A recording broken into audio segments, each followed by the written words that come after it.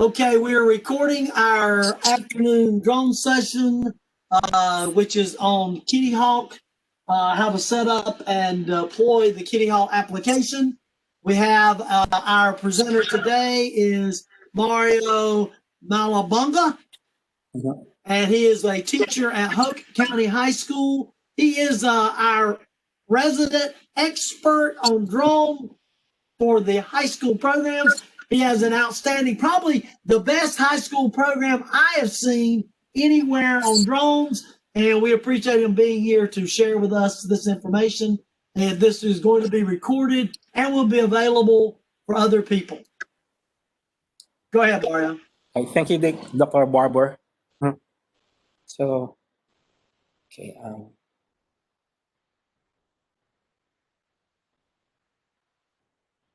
I'm going to share my screen first. Okay. So this presentation is about using the KittyHawk app. So for those who haven't used KittyHawk, KittyHawk is a complete drone operations and airspace management software. So from pre-flight to in-flight and post-flight, it will help you a lot in your workflow. So if you see right here, we have two interface. One on the left is the website. This is what you will see when you type in kittyhawk.io, not .com, okay? So kittyhawk.io. And on the right, this is what you will see on the device. Okay? So later on, I will show you the actual screen on the device and also on the website. So the workflow that you see here on this page is this. First, you will start on the website part. Okay. On the website part, you will have to do first your pilot information, the assets like your batteries, aircraft, your missions, your location. That's where you're going to put first. And planning like what our missions are, and documents like your Part 107 or your permissions to fly. You will have to do this first to make your workflow efficient, because if you don't do this, if you don't put all the information on this part here, on the app, it will still ask you to do those things. And it's a good practice that you document everything, like your batteries, your aircraft, all these things here on the first part here. You need to. It's a good practice to document that and use it so that when you go to the app, everything will just be a click. So after you've done everything here, we will go to the app side now, or your device. You can use Android or your iOS, and then at the end, okay, we can go back to the website again so that we can debrief, or we can edit some information like add the student's name or some notes on the flights, and we can again discuss in our classroom what happened. Okay, so I'm going to start first with the KittyHawk.io. So if you go to KittyHawk.io, it will look like this. Okay, so first we have to log in. When we log in, guys, okay, you will. Okay, I'm going to log out first. I'm going to do it again. Okay. So I repeat, when you type here, you got to go to kittyhawk.io and then click login.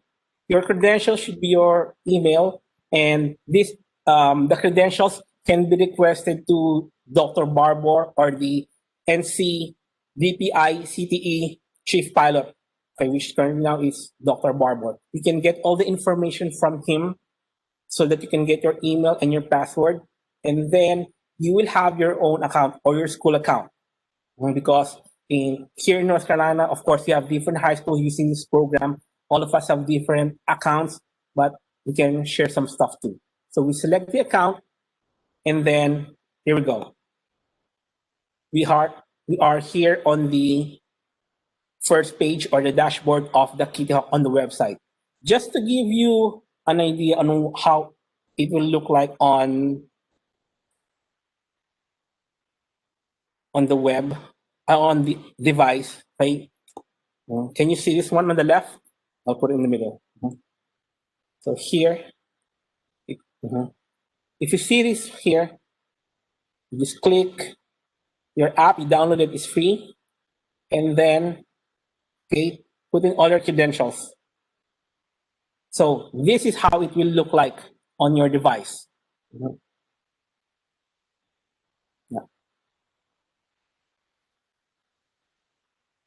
Okay, so I'm going back to the course again. So again, it's a good practice that we start everything first um, on the website. Mhm. So going back. Yeah. So okay, on my presentation here, if you see this part here, the log in with the arrow, these are the exact buttons that you will have to click in order for you to log in. Okay. Okay. So pre-flight. Okay. So days or weeks before, these are the things that you have to do. Okay. You have to put your information about the lead pilot information. So um, where are you going to locate that on the website? You look for your name, click profile, and then click edit my information.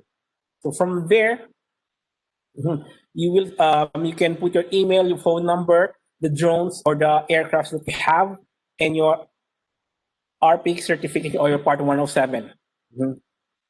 So I'm going to do that right now on the app. So again, you click your name. Mine is here at the bottom. Okay, you click your profile, and then there you can put your email, your phone number, the sUAS registration, and your RPIC certificate or your Part 107 number here. So you edit that and then, of course, save it. So once you're done with that part there, you should now do all your assets. So the assets here, where you can find it, should be in the assets, and then you pick all these four options here. So go back to the website, we click here on the left, assets. Okay, so first, your aircraft here. So when you click aircraft here,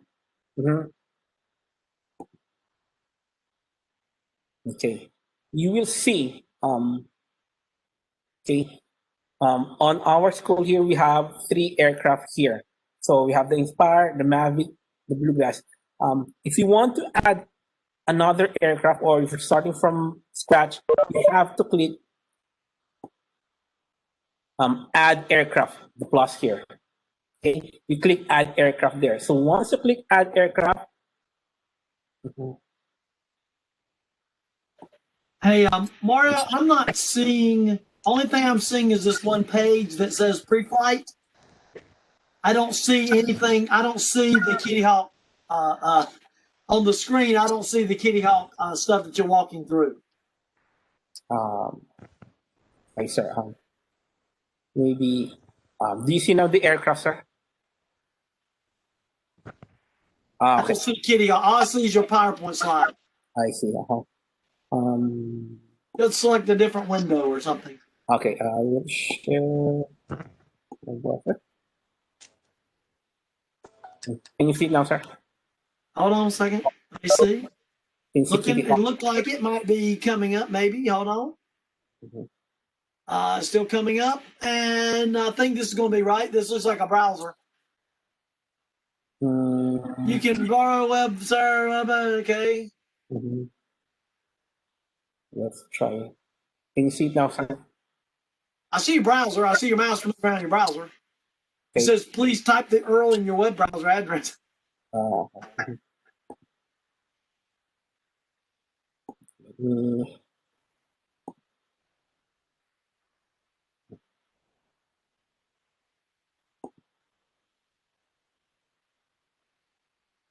oh, yes, sir. This should not be the one. Okay.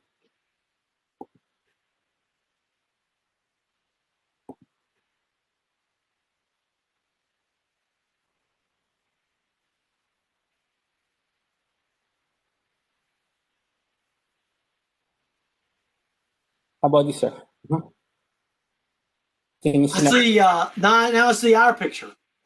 now? Mhm. That's okay. No trouble. We're still moving along here.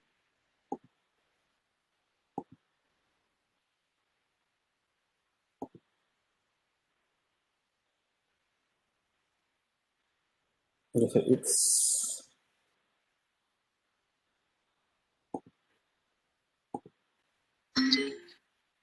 I'll just switch to Safari, sir.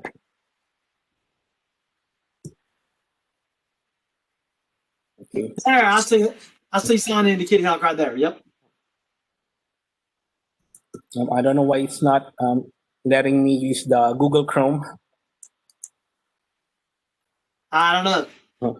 But I see you right there, so I see you typing it in. It's working now. So Again, we sign in here. Okay, let's save it. And then you select the account.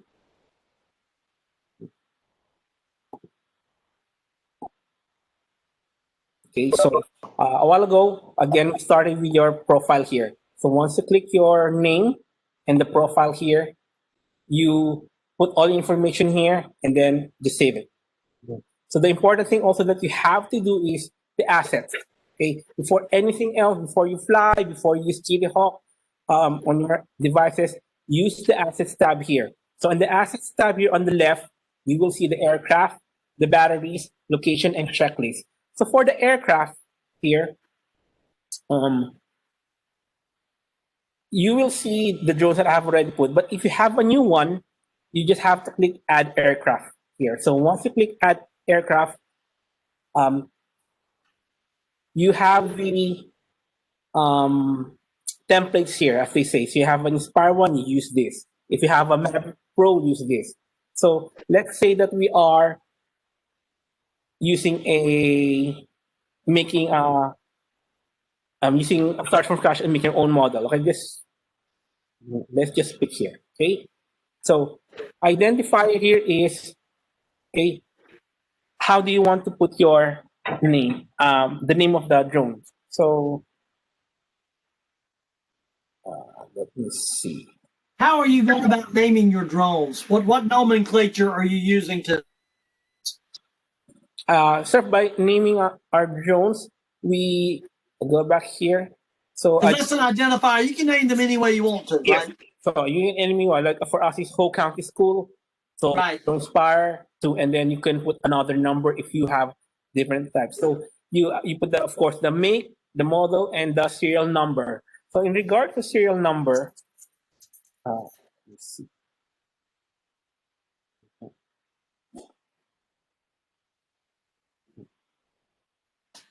Can you still see me, sir?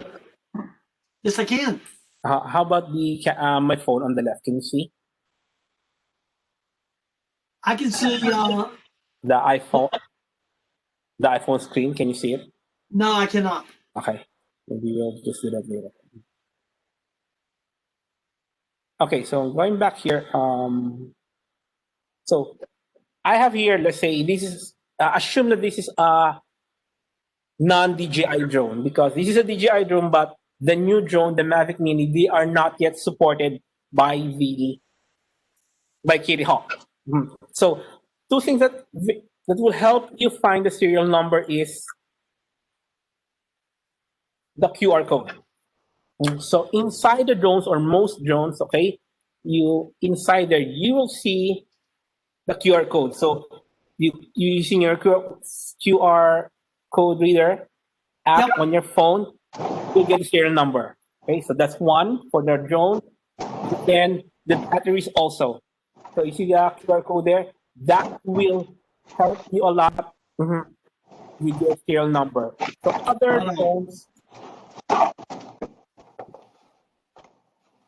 other drones, like the Mavic 2 Enterprise, you will see here that the serial numbers there. So those stickers there, or the serial numbers, those are sticker serial number. Kevin from KittyHawk told me also that there's also an internal serial number. It's inside the drone, and their app, the KittyHawk, can detect the internal serial number. So that's what KittyHawk is using to get or to link your drone to the app. Okay. So my drone has a QR code, but also has the serial number written beside it, right? Yes, sir. And So some you use a QR code, or you can take both lines equal the serial numbers, not just one of them. yes, It's sir. both of them together. It's yes, sir. Both of them together, it's the same, sir. But sometimes it's very, very small, and Yeah. it can. So using a QR code, you can easily get the number and type it on your computer. For Let me turn that light on, Cedar. Because my glasses, I was struggling with it. But the QR code should be good enough to read it. But you only need to do this one time. I mean, once you put it in, you put it in, right? yes, sir. Once you put All right, it, Wendell. We have Wendell Sessions with us. Wendell, we're working through the KittyHawk Fleet software. Do you have that information? Do you have that stuff loaded on your computer? No, I don't. Not yet. So, Okay. is that in one of your emails? Yeah. Did you just jump in? Yeah. Mario, we aren't that far along. You want to go ahead and just back him up right quick to show him where to get to where we are? yes, sir. So, okay. So just go back to where he you need to go. So Wendell, go on your computer, go to kittyhawk.io. So open up a browser and go to kittyhawk.io. It's one word.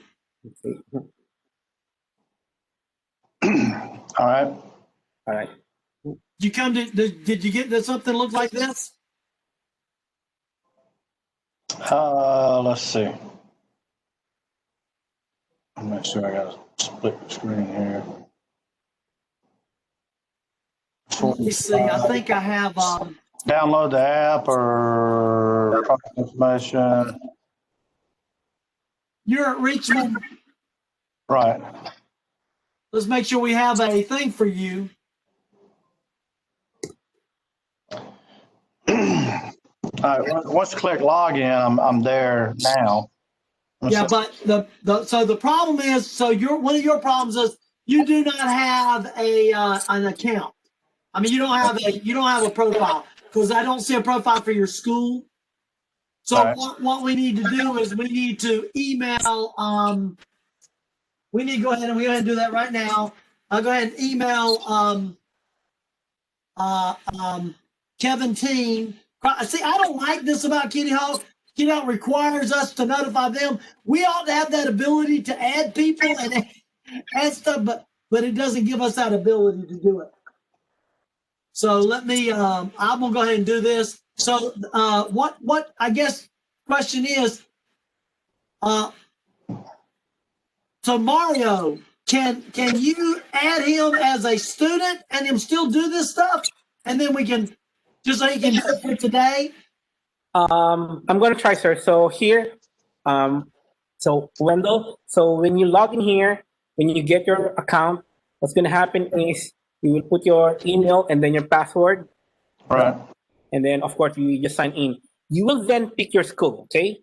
So for me, I'm a Hoke County High School, so we just select the account. Right. And can you see my screen, the dashboard? Yes. Okay, so this is the dashboard now. And then, as I've told a while ago, once you get into the website, you just click your name here, and then you can change your profile. They need KittyHawk needs your number, all this information. Okay, and then click save. So, regarding Dr. Barber's question, if I go to the account, I'm going to try to click invites because I think that's the only. So I will try now. User and Mr. Cecil, can you share your email? I'm going to try. What's your email address? It's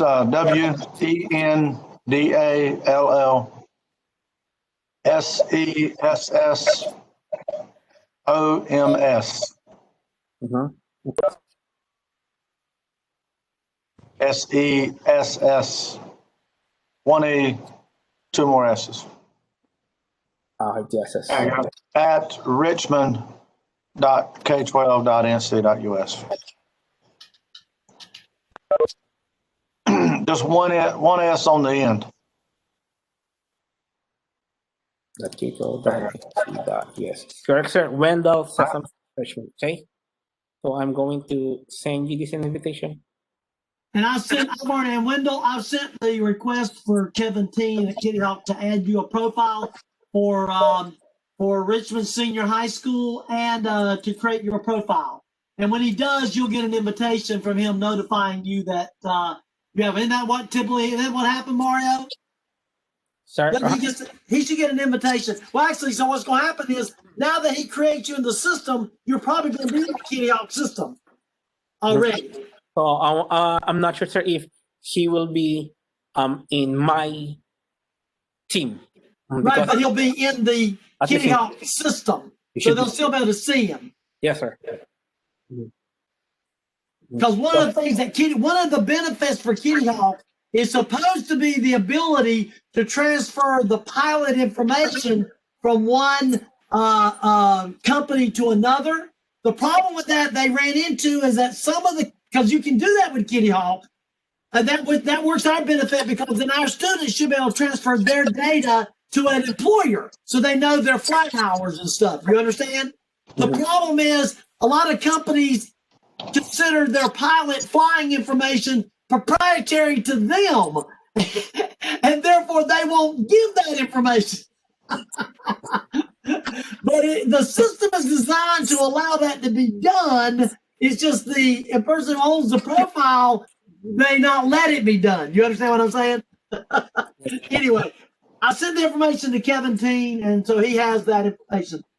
Okay. So right now, sir, after you've set up or put the information on your profile, your name, you should now go to your assets. And so your assets here, there are 4 things that on the assets: your aircraft, the batteries, locations, and checklists. So we start first with the aircraft. So once you click the aircraft here, you can add your aircraft and you put all the information like the make, model, the serial number, registration, and expiration. Some of them are very technical because they will ask, like for example, the Inspire 2. If I click this, just to show you, it will ask you for of course, you have to have your FAA ID or your registration. Right? And, we know that as Part 107 licensee, we know that we are supposed to put the sticker on our drones, the registration sticker. So all the other information here is serial number, propellers, what are the weight, and other information there, and you just put in there and then click Save Changes. So, Okay. the next thing that we'll have to do is the batteries. Okay, so the batteries, I'm asking about why do you have to put this? Because it's very important for us to know what batteries are we using, and for our maintenance also, like are we using this battery number 1. So we have to at least uniquely label our batteries, and so that we could cycle it and make sure that we use it, not just one battery. We try to use all of them, so that the life cycle of the batteries will be longer. So again, with the batteries for this, you just click Add Battery and then put all the information. It will ask the make and model, the serial number, cycle count, and the cycle count, the DJI, like this. If you see my screen here, DJI automatically how many times you have charged your batteries. Because most of their batteries are, we call it intelligent batteries. So all the information are being known also by KittyHawk. So the health here, you will see I have 100%, but I have here some drones that are, my health is just 88% now. Okay, and you will see also the date that it was last flown. So next thing that you will want to do is your location. So for your location, you can just add location here and type where you usually fly. So instead of typing everything during the flight or a few minutes before the flight, if you have pre-filled this information here, this one here, it will be easier for you when you use KittyHawk when flying. Okay. Now, the fourth one on the assets that you will have to do before, again, days or weeks before your first flight is your checklist. So when you do your checklist, I have some checklist for briefing my students here. So let me say, so for this, I just called it, you can type you can put any title here or type anything. So I just call it like pre-flight briefing. So here, they will, I will go back here in a different view. Okay. So when let's say, I'm going to run this, okay, just to see how your students will see this. Hey, Mario, while we're just a moment, I just got off the phone with Kevin Teen, and Kevin is in the process of setting a window up right now. And so he said within less than 15 minutes, it'll be up and running, and he'll have his stuff. So he'll be able to go on to his own already. Okay, that's perfect. So window will have his, so there will be a profile in there when you drop down. It's going to say Hoke County High School. You'll be able to see on his, it'll say Richmond Senior High School. And he'll have your profile. He said normally you get an email, but he's doing it manually. So he'll just let us know when it's done, and then you can get in. Okay? All right. Sounds good. Thank you. Right. So when I first used KittyHawk, I was like overwhelmed with checklists because like, what do I do here? What do I type? How does this work? So basically, checklist is a checklist. This is what you would want to check off before you fly. Now, remember, just to clarify, checklists are not the things that you will have to do before flying. You should have done it. So this is just checking off. I'll show you later on. So again, so this one here for the my briefing checklist. For number one, I'm just asked, is the mission reviewed? Is it clarified? Is it brief? So check. So did you check the NOTAMs, airspace, weather? These are are the wind not more than 20 miles per hour. So all of these things are just my checklist and so on. So that's just my briefing. And if I go to another checklist, okay, so pre-flight. So if I go to pre-flight here, let's say you're gonna make a pre-flight. Okay, so you put your title there, and then what kind of list is this? This is a pre-flight. You have the different options here, but so it's up to you. So you're making a pre-flight, so this one here. So number one, did you review maintenance log and previous flight record, and then a summary. So this one here, when you go to the device side, the students will just see this and then they will just click it. I will show you later on the app side. We're still on the, let's say, preparation side or on the planning side first on the website. And okay, the last one that I have is I have a post-flight too. Of course, you cannot do in-flight where you're flying, you cannot do a checklist. So I just use pre and post-flight. So for the post-flight, okay, so my basic questions on the post-flight is,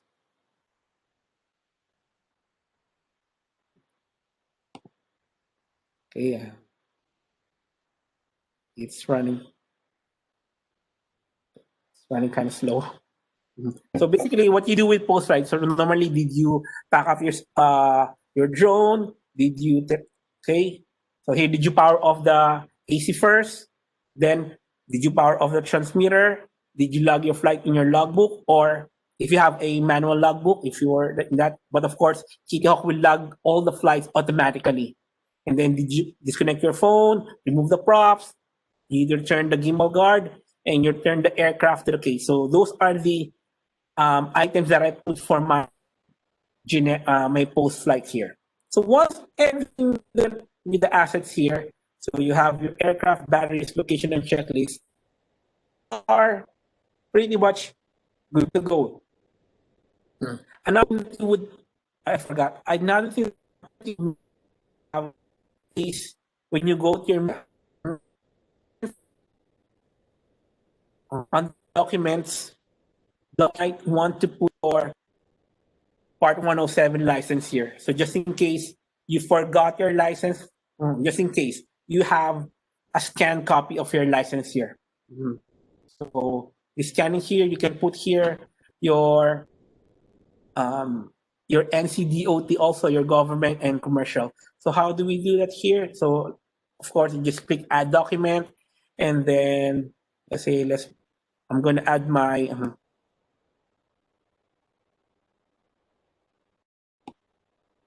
okay.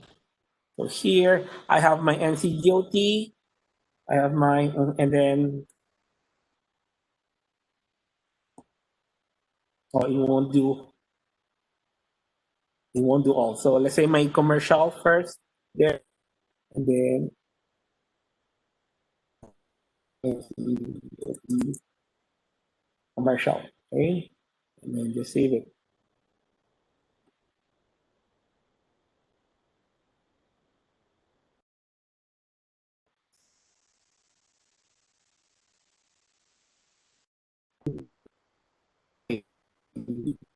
So also just save it, and then one of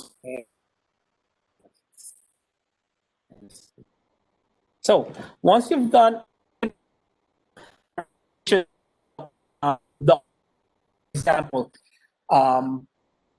your school are going to take pictures of a field or farm, and it's private. You can ask permission to and then you need the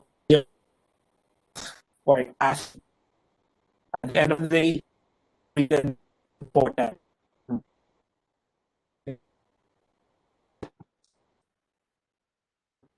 So,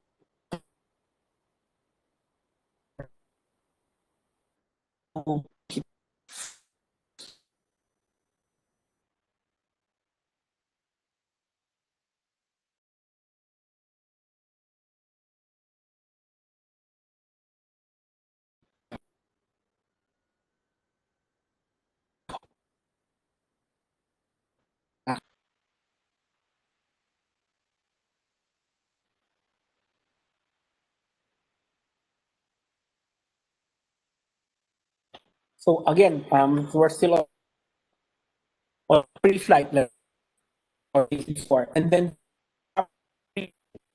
so what for your class or students. So it can either be like pick off that pole or do an orbit on or make an orbit or do a square pattern. So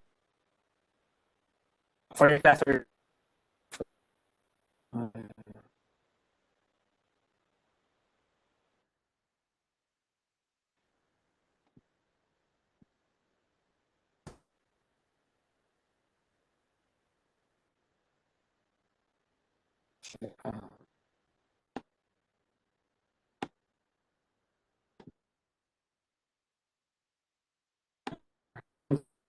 back.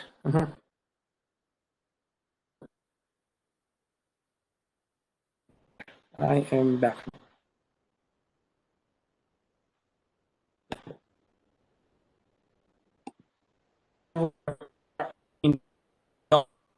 That's where you will be. Okay. So next what you have to do is the thing that you will have to go is have to go to your planning. What's planning?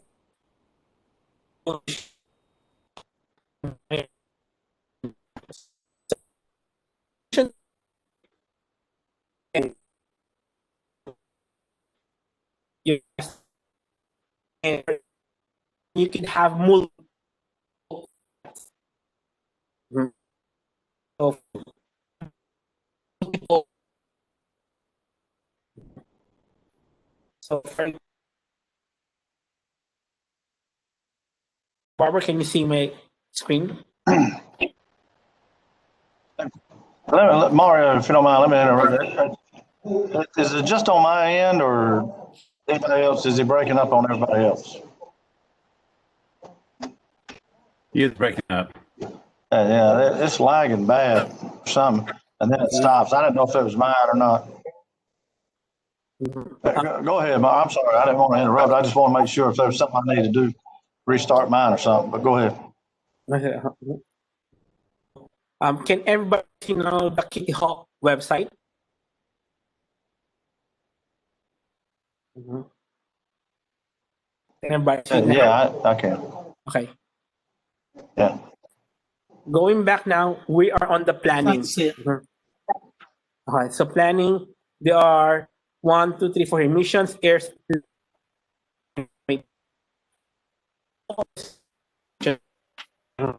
doing the basic. So when you click here, you will see what do you want to do with your class. So Hey, Mario. yes, sir. Hey, Mario. Turn off your video. That should reduce some of your bandwidth requirements. Admission. No, not turn off. Okay. Share your screen to turn off your video. Yeah, go back and share your screen again. Yeah. Share your screen, just turn your video off. I have to do that once in a while because the Wi-Fi here kind of wobbles out sometimes. Can you see now, sir, the crit? Yeah, that'll clear it up a lot. Okay. That's good. Yeah, Okay. I hear you a lot better now. Once it's starting to share the screen. There we go. Okay. All right, now it's better. Yeah, you're much better now. Mm-hmm. So the have to do before we fly. Okay, click plan and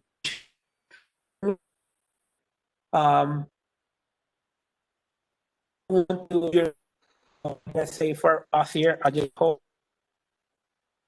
County and we'll and here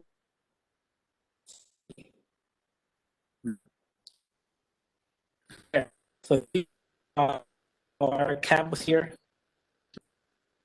and you want to put if you I don't hear you at all now, Mario.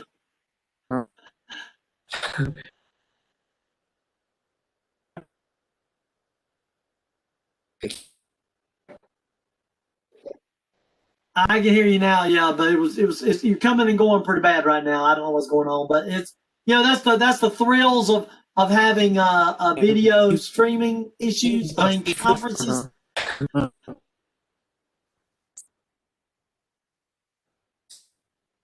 going to admissions here, you start on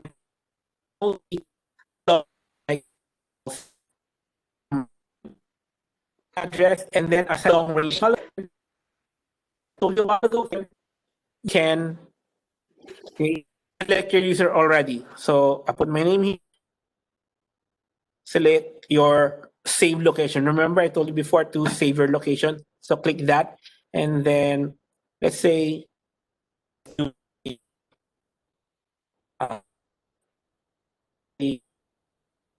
let's just do a live inspection. Okay.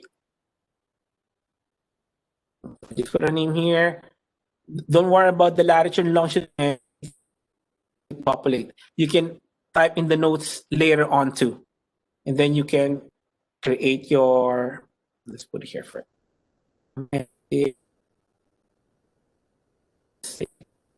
you can type in the notes okay, and then create the mission. So once you create the mission, one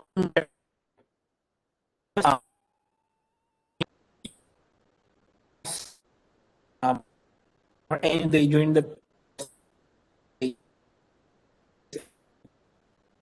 Okay, so we are done now with the preparation for KittyHawk. What we'll have to do like days and or weeks before you fly is you update your stop sharing first. Okay. Can you hear me now? Can you?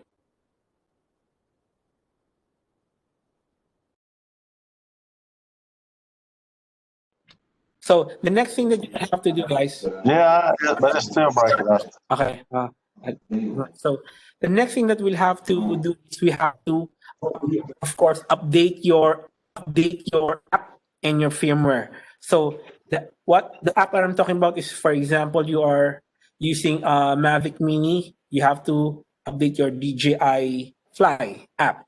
If you're using other apps like DJI Go 4, DJI Pilot, or whatever app you are using, you need to update that because it's not okay that like a minutes before you fly and then it will tell that you need to update your firmware, okay, or your app. So aside from the app, you need to update also the firmware. Okay, it's like the operating system inside every. So on the app, it will give you a warning, or it will tell you that hey, your drone or your aircraft's firmware. Another thing that you will need to double check is updating your remote control firmware, because there are remote controls that needs the firmware to be updated. Okay, some updates are short and some are very long, like it will take minutes, sometimes an hour. Okay, so Do you know the difference between the two DJI? There's a DJI Go 4, then there's a DJI Fly app. Does one work for one and one work for the other? no, sir. As far as I know, sir, the DJI Fly worked for the Mavic Mini. The DJI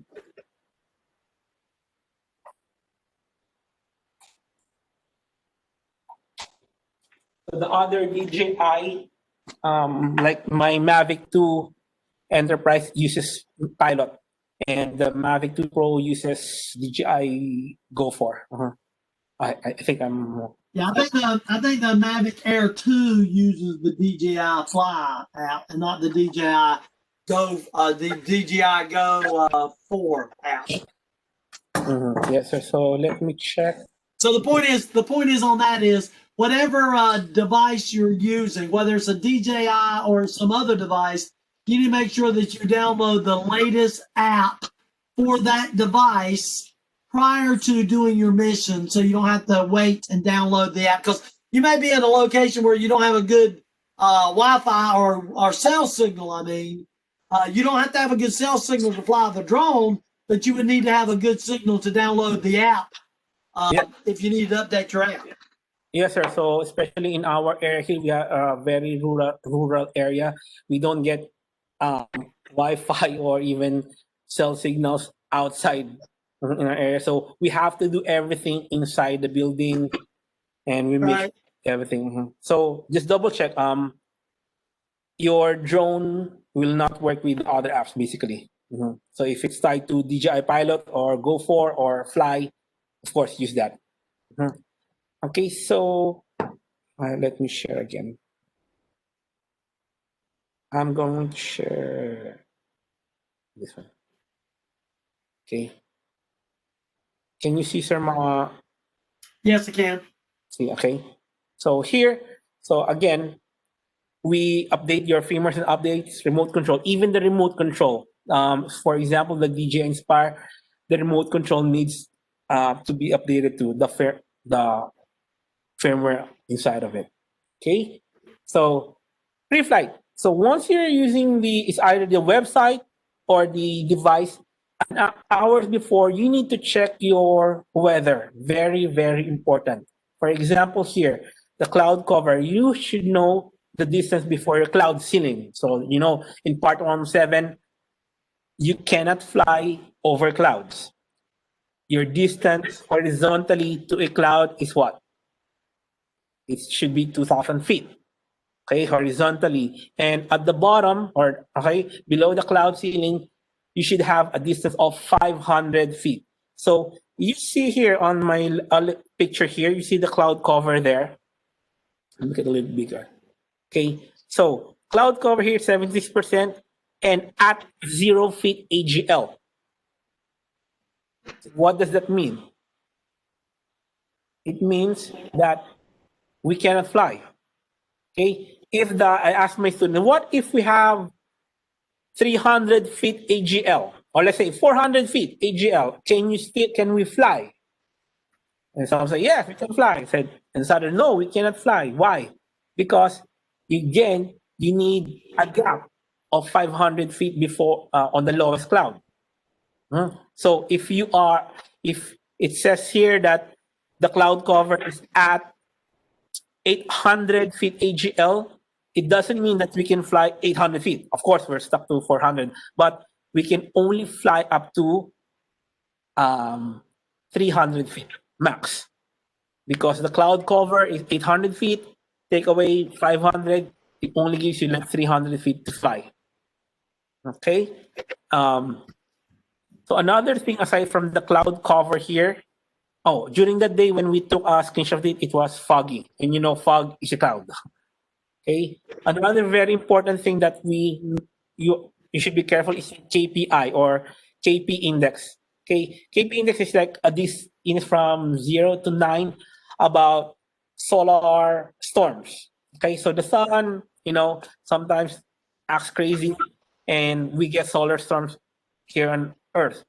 So my personal number here, magic number, it should be less than 4 KPI. If it's 5 or higher, you have to be careful because the signals, how do you call it? The electromagnetic interference is very high, and you could do lost link.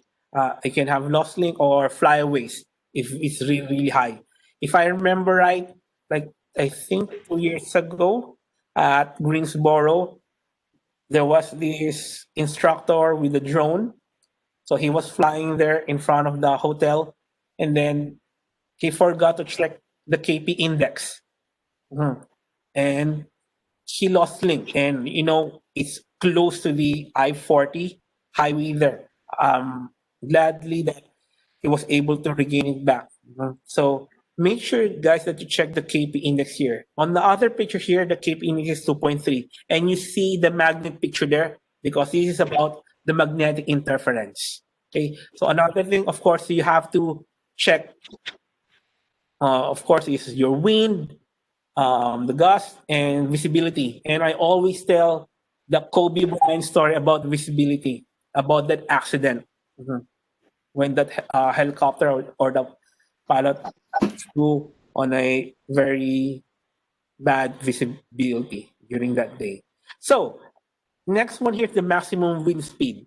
You have to check your manufacturer specs on this.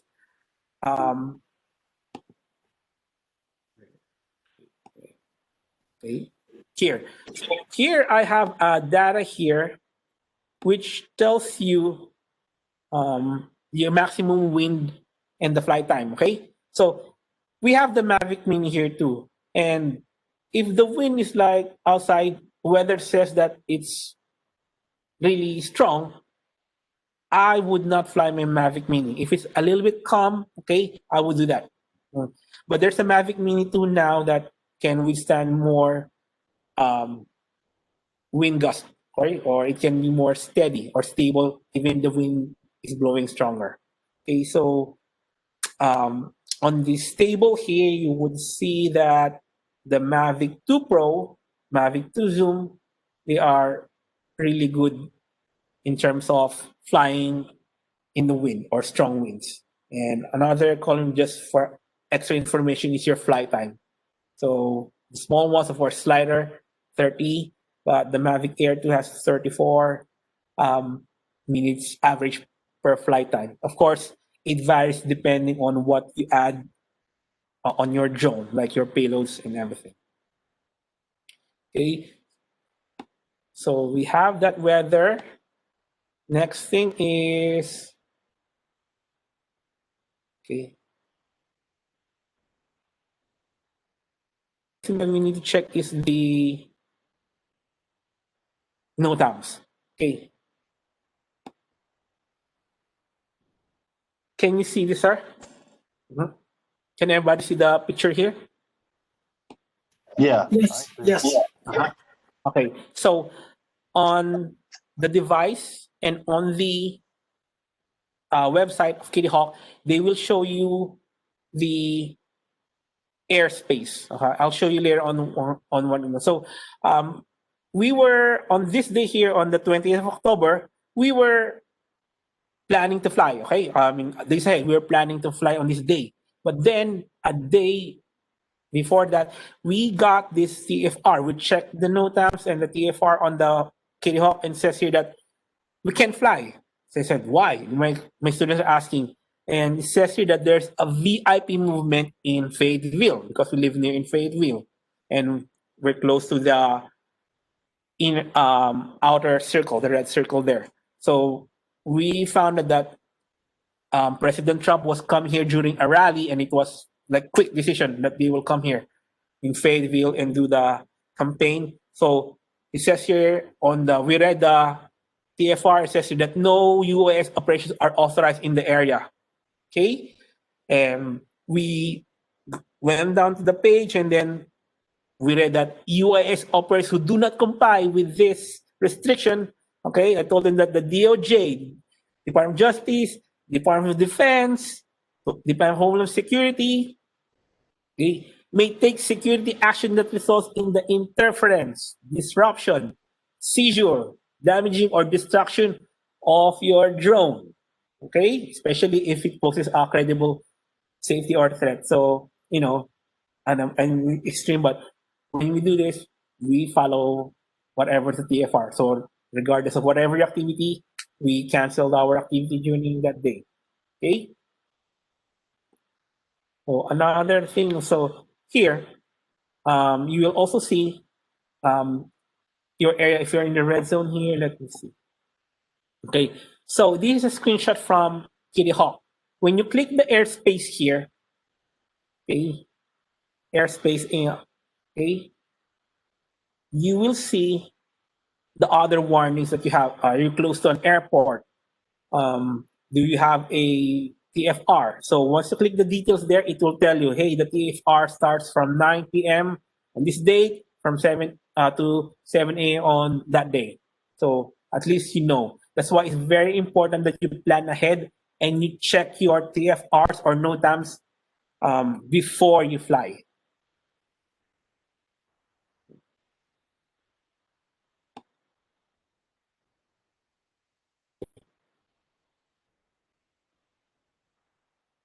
Okay, so this is maybe a little bit advanced for other people, but it's still very helpful to know about lands and UAS facility maps.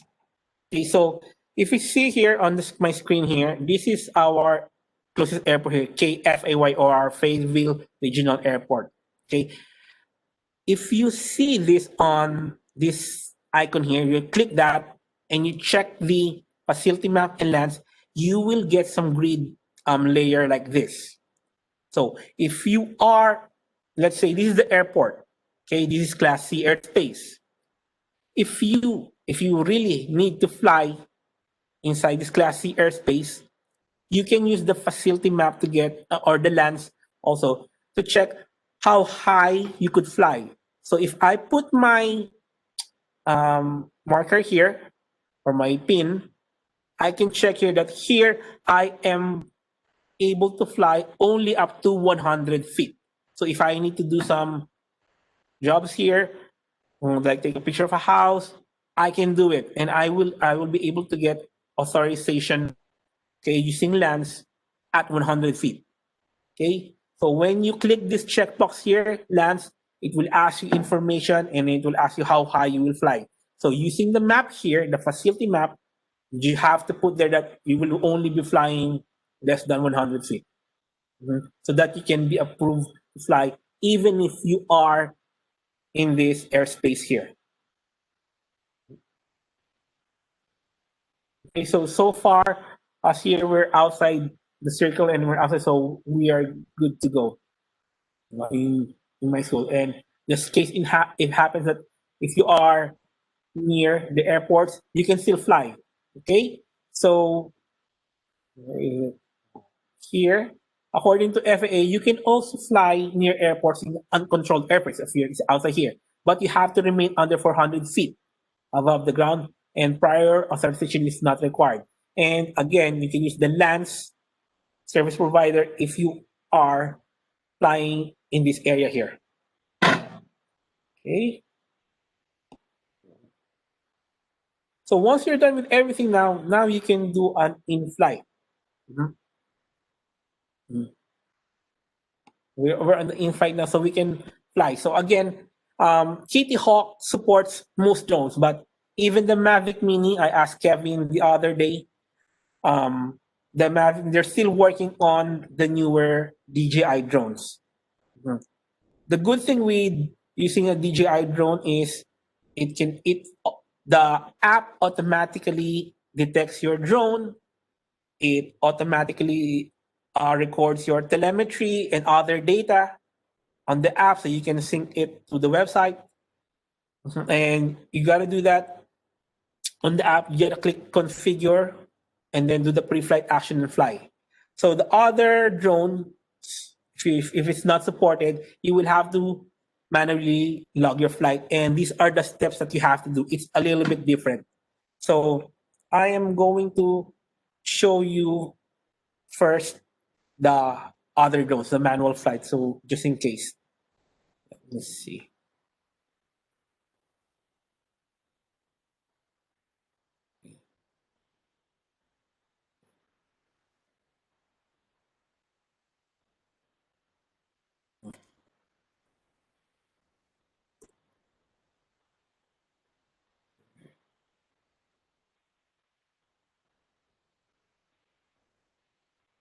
I am switching now to the app side.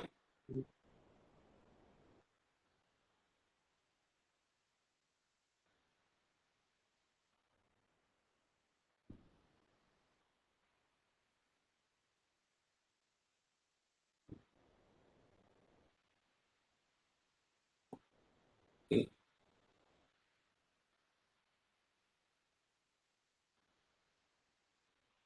Dr. Barbara, can you still see? I can't see anything but you. You don't have anything on. Okay. There you go. Okay. Yeah, we got it now. Well, No. Share. While you're doing it, Mario, Wendell, you see where they gave you your access, right?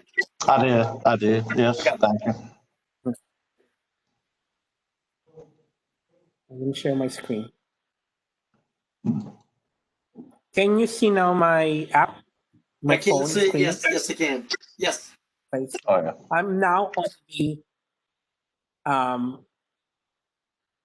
the device side, okay? The KittyHawk. So of course, you click your KittyHawk here, and then you sign in. There you go. So actually, it looks sometimes it's easier if you are using a non-DJI drone, because all you have to do is click the ad. You see it? I'm gonna reset my screen. Okay, there. I'm gonna repeat. So once you log into KittyHawk,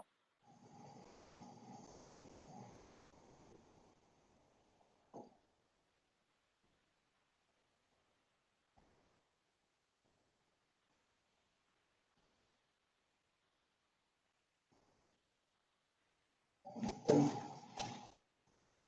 you first. Okay. There. Okay. So once you click, the interface is a little bit different from the web. So here you need to click the add button here, the center bottom. Click that, and then you click log flight. Okay, because that's what you want to do. You want to always log your flights. Okay, and okay. So at this step here, you would want to do a run a timer. Okay, so you can start now. So once you're there, you can fly your drone, and then once you're done flying your drone, okay, so you start.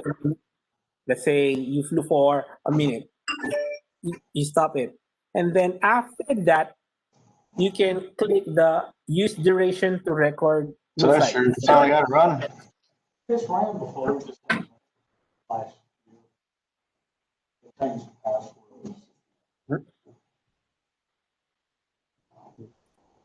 Are you guys following? Can you see? Oh, yeah. Mhm.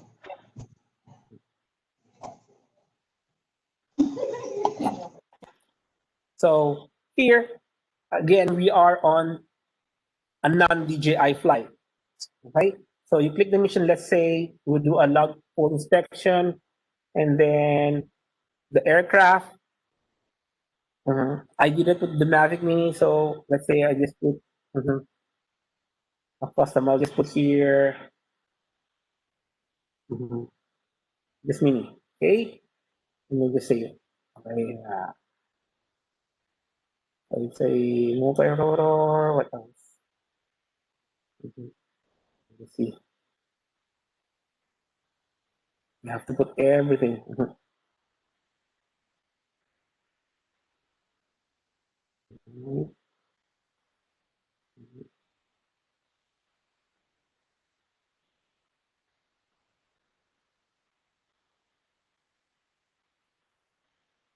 See, you can see now.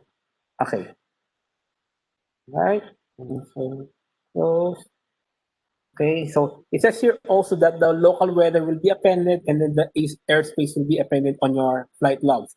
This will take, when I try this will take a day, because it will go to the server and then attach the data on your flight. So once you're done, just click save and then close it. You will be able to see it on your activities now.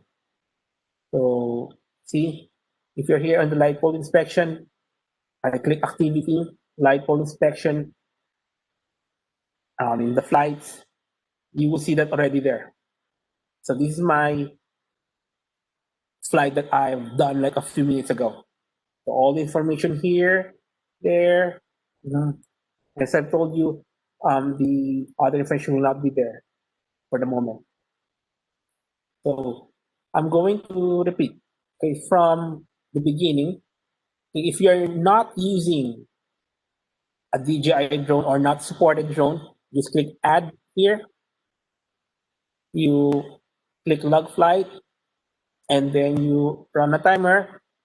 You start, then you fly your drone, and then you stop, and then click the button there, use duration to record new flight, and so on. So you can attach everything. Okay, this mission, and save. There you have it. So you close it, and then close again.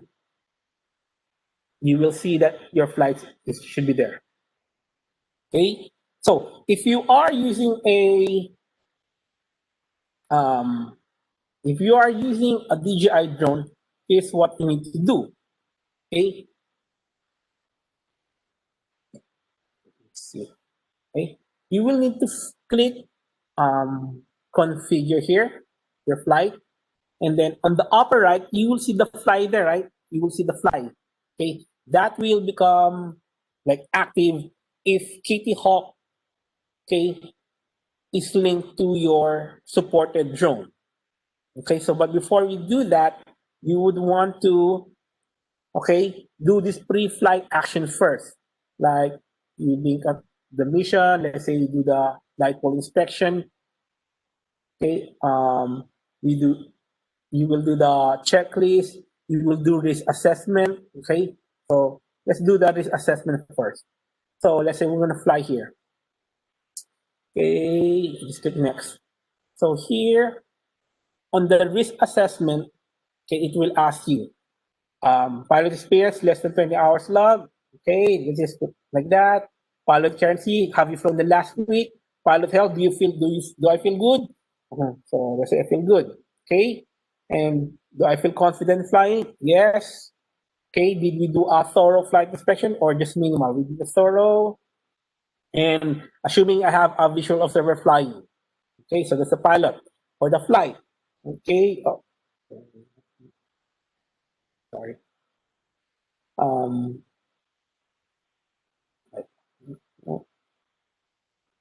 I'll do it again. Mhm. Here, good. I feel confident. We had a sort of flight preparation, and then we have a visual observer. For a flight, is the area sparsely unpopulated or densely? Sparsely is unpopulated. Surroundings, is it clear, complex, or treacherous? Let's say it's clear. Okay, surroundings, far from critical infrastructure. Operations, is that we have a controlled takeoff and landing zone. And compliance, yep, we fall under standard local and national regulations. Now, the conditions here, okay, stay flight airspace, no advisories. We're flying daylight hours. It's clear. Mhm. So you will see here at the bottom here, your score. Your goal or your total score is 0. The lower number, the better because it's the risk. Okay? If you're on the yellow or in the red, the risk is high. So I guess you should not fly. Okay? So you have done the link to mission. Okay? For the checklist, let's say we're gonna fly. Let's do pre-flight. Okay. So here's what I'm telling you. Once you've done your checklist, all you have to do, or your student will have to do, is click this. I have my visual observer, read this one, and then the pilot or the person at control. Okay, click this. Okay, so we read the maintenance log, we check firmware. Okay, we check the battery, remote control. Remember, this is our checklist. This is not the time that you're supposed to do it. You're supposed to have done this before you go outside.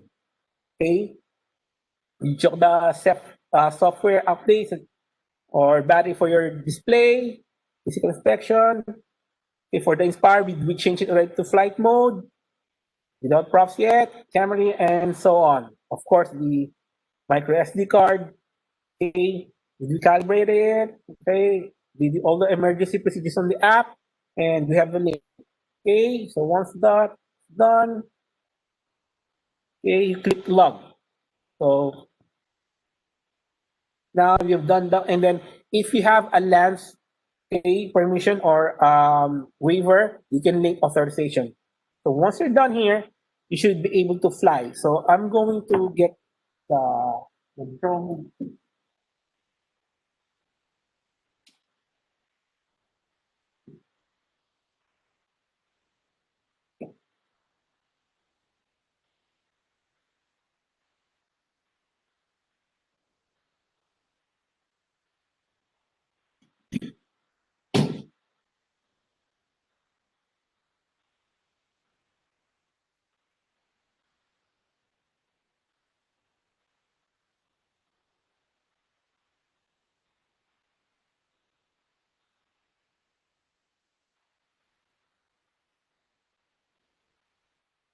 All right, so we're now here.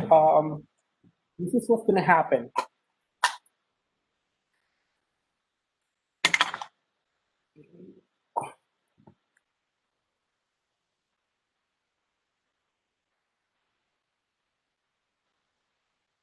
If I fly the drone,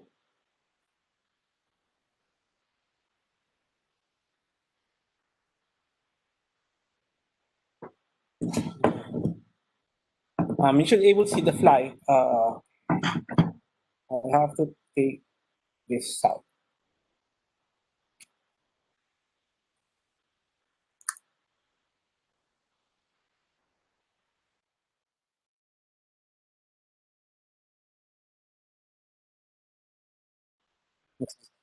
So right now, I am going to be ready to be flying the drone, but it's just an example. Of course, you turn the drone. Okay.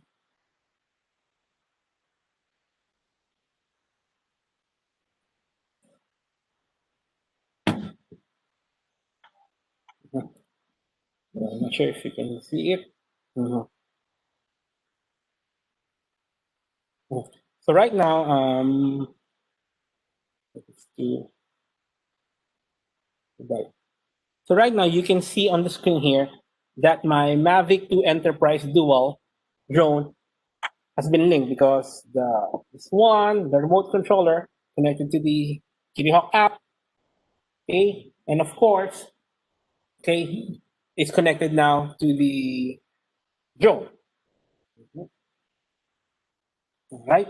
So you see now here, if you could see in the middle, it's okay. See here now, there the fly on the upper right is active. So once it's active now, you will have the same, okay, a similar interface like the DJI. So from this point here, you can calibrate your other stuff, check the camera, the angle, the other specs here, and then you can fly. Okay, so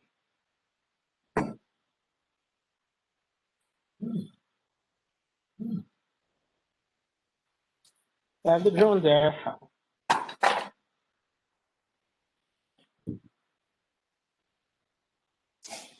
So this is just for example here. Okay.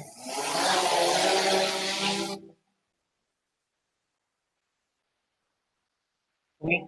I have obstacle sensor enabled, so okay. Now I'm flying and I'm still using the KittyHawk DJI interface.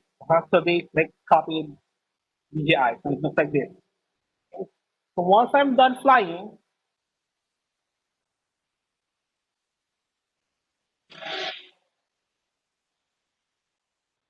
okay, it will show on the screen now here. Okay, so are you done? It's gonna ask you, are you done with your light pole inspection? And then just click done. Okay, and then it'll tell your stats. You click close, and then once you go to your, I'm gonna share now my.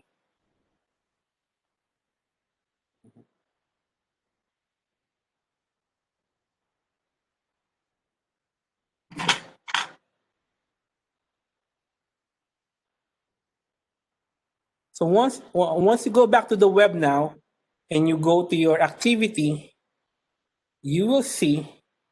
Can everybody see now my web, the KittyHawk website? Okay. Okay. So Yes. here, you can see now here the flight that I have just made. Okay. So it automatically detected my aircraft. Duration was just 30 seconds. And then if I click view, all the information will be here. So my name, my pilot, the battery that I used, all the information is here. So everything. But that Now only again, works. But that only works with DJI drones, correct? um, yes, sir. The automation, when it automatically does this, um, it works for DJI. But again, if you're But not you can using use the DJI, timer like you did before. You can do the timer with the non ones. yeah, yes, sir. It will append. Just like I'm gonna show you my flight. So yesterday I tried the drone that is not supported, which is the Mavic Mini. Okay, so I tried yesterday and I clicked the flight. It still gave me the information here, but it took the server a day to load the information here, like what was the weather, like that. Um, Other good things that you can also see here is, where is it? Let's see. Okay, I think this one, not this one.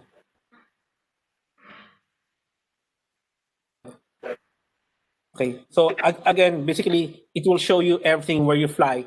I would like to show also, I think it's better here. On my phone side, I'm going to stop this here first. We have minutes left.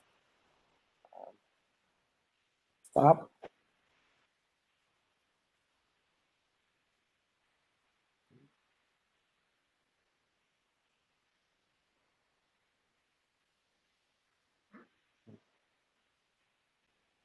Oh, it doesn't show, sorry.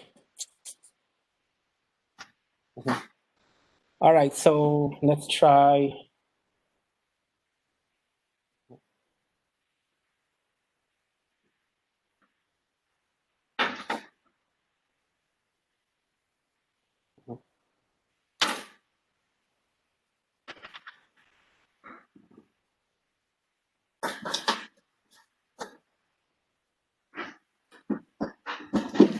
So basically, that's it for using KittyHawk.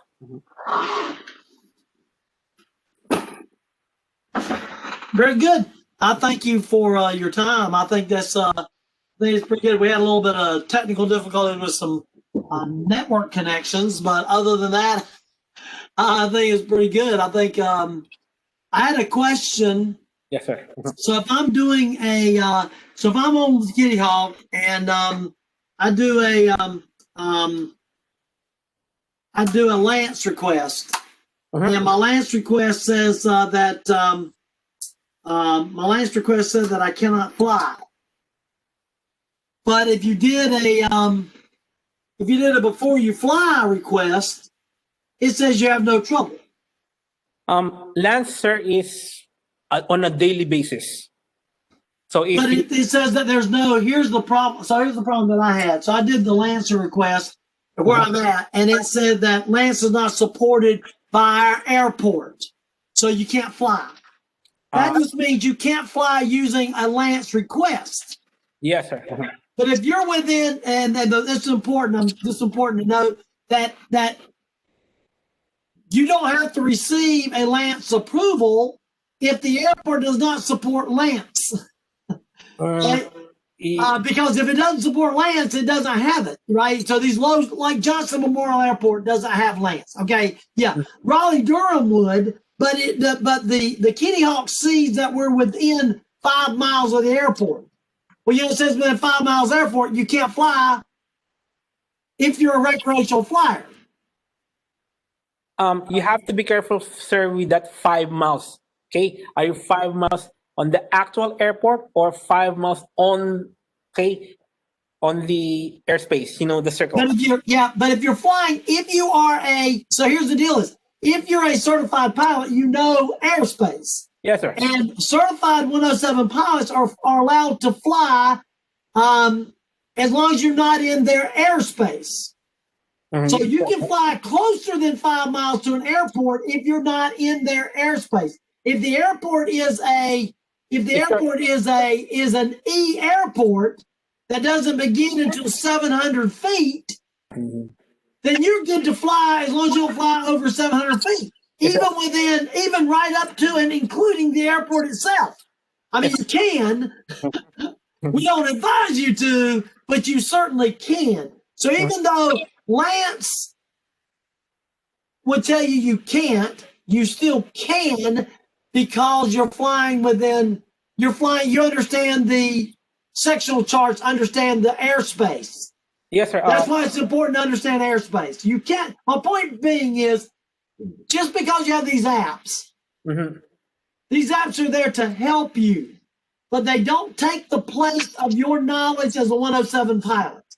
Yes, sir. They don't take the place of understanding how to read sectional charts and understanding the requirements. You know, you do need to look at the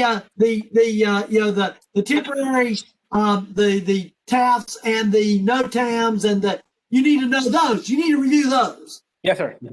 But as far as these automated systems are concerned, you know, they may or may not be like I said, Lance doesn't have it at my local airport.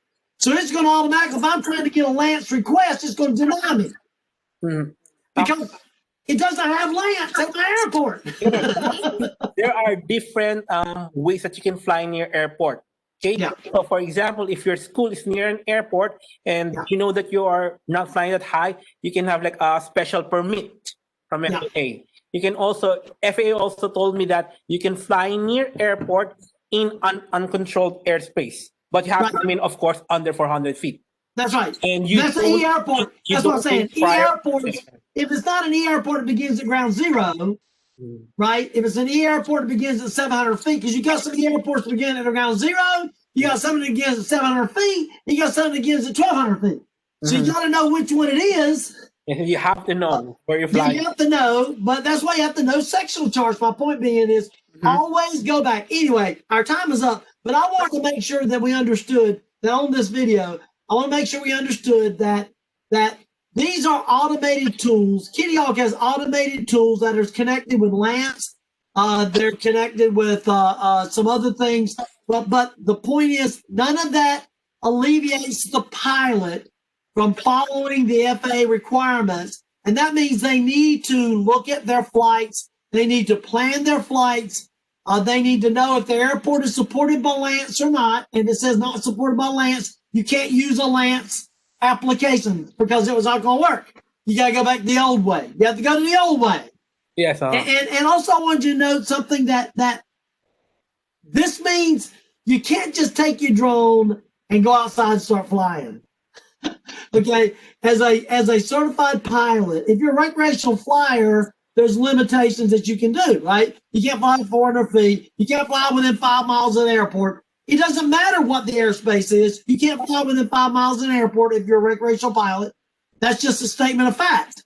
You have to be a certified pilot to be able to fly those things. And anyway, the point is, look how much documentation, look how much planning is involved in one flight. Yes. It's not so simple. It takes time and effort because we are certified professional pilots. It takes time and energy to plan and execute and record and document. That takes a lot of time. You spend more time on that than you do actually flying the drone. We're going to do everything for the sake of safety. That's exactly right. That's what it's all about. So look, I appreciate your attention and details on this. I think this was good. I think what we may have you do is go through and do your presentation and record it and then post it, because we did have a breakup in the middle. So it might be beneficial if you kind of just sit down on your own and go through it. Video, you do that. You can do that yourself, right? Yes, sir. Or I can actually share with you the cheat sheet that I made, the what to click and all the steps in the. What I'm saying is, we might have you go back to it and just do it on your own. Okay. Just without being the internet, just turn on the recording video capture program. You can do Zoom, you can do WebEx, you can do whatever, and turn on with nobody in there but you, right? And do your presentation, or just turn on any type of video editor and just it's got a screen capture program on it, and you can do that. You can do PowerPoint, by the way. Bring up PowerPoint slide and turn on record to PowerPoint, and you can see yourself in a window while you're going through your presentation and record that information. And then when you're done, you can export it as an MP4 file. Yes, sir. So it's easy to do. But point is, because that way then we can upload it to our website, to our YouTube channel. So, well, look, I appreciate you being here. I know some of you are got to go. There's another session started at 3 o'clock. If you are available today, we're going to stop the recording here. Should have already stopped the recording. Let's stop the recording. Stop.